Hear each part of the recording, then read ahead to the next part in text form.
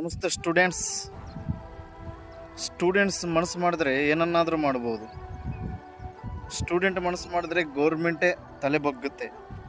ಆ ಪವರ್ ಸ್ಟೂಡೆಂಟ್ಸ್ಗೆ ಮಾತ್ರ ಇದೆ.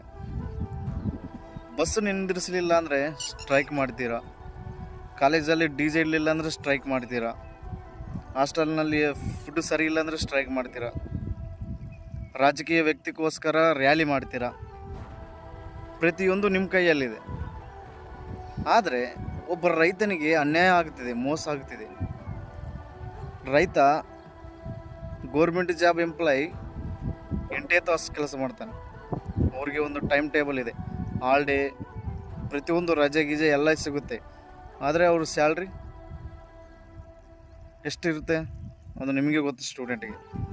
ಅದೇ ಒಬ್ಬ ರೈತನಿಗೆ ಆತ ಕಷ್ಟಪಟ್ಟು ಮಾಡಿರೋ ಕೆಲಸಕ್ಕೆ ಅದು ಫಲಿತಾಂಶ ಸಿಗೋದೇ ಕಷ್ಟ. ಆದರೆ ಈ ದೇಶಕ್ಕೋಸ್ಕರ ಅನ್ನ ನೀಡೋನೇ ರೈತ. ನೀವೆಲ್ಲರೂ ರೈತರ ಮಕ್ಕಳೇ ಅಲ್ವಾ? ಪ್ರತಿಯೊಬ್ಬ ಸ್ಟೂಡೆಂಟು ರೈತರ ಮಕ್ಕಳೇ.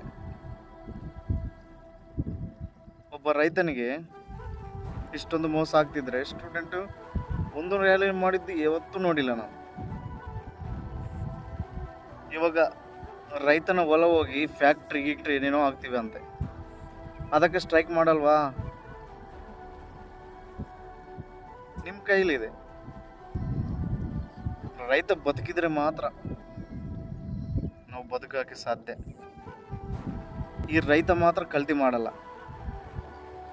ಪ್ರತಿಯೊಬ್ಬರು ಕಲ್ತಿ ಮಾಡ್ತಾರೆ, ರೈತ ಕಲ್ತಿ ಮಾಡಲ್ಲ. ಅಂತ ರೈತನನ್ನು ಉಳಿಸಿ, ರೈತನಿಗೋಸ್ಕರ ಹೋರಾಡಿ. ಸ್ಟೂಡೆಂಟ್ ಫಸ್ಟ್ ಆಫ್ ಆಲ್ ಹೇಳ್ತೀನಿ, ರೈತನಿಗೋಸ್ಕರ ಹೋರಾಡಿ. ಎಷ್ಟೋ ಸ್ಟೂಡೆಂಟ್ ತಂದೆ ತಾಯಿ ರೈತರೇ, ನಿಮಗೆ ಗೊತ್ತಿದಲ್ವಾ? ರೈತರಿಗೋಸ್ಕರ ರ್ಯಾಲಿ ಮಾಡಿ, ರೈತರಿಗೋಸ್ಕರ ಕಷ್ಟಪಡಿ. ಗೌರ್ಮೆಂಟಿಗೆ ಹೇಳ್ತಾ ಇರೋದೇನೆಂದರೆ, ಸ್ಟೂಡೆಂಟ್ಗೆ ರೈತನ ವ್ಯಾಲ್ಯೂ ಗೊತ್ತಾಗ್ಬೇಕಂದ್ರೆ ವೀಕ್ಲಿ ಒನ್ ಡೇ ರೈತನ ಹೊಲದಲ್ಲಿ ಸ್ಟೂಡೆಂಟ್ಸ್ ಎಲ್ಲ ಬಂದು ಕೆಲಸ ಮಾಡ್ಬೇಕು ಅಂತ ರೂಲ್ಸ್ ತನ್ನಲಿ.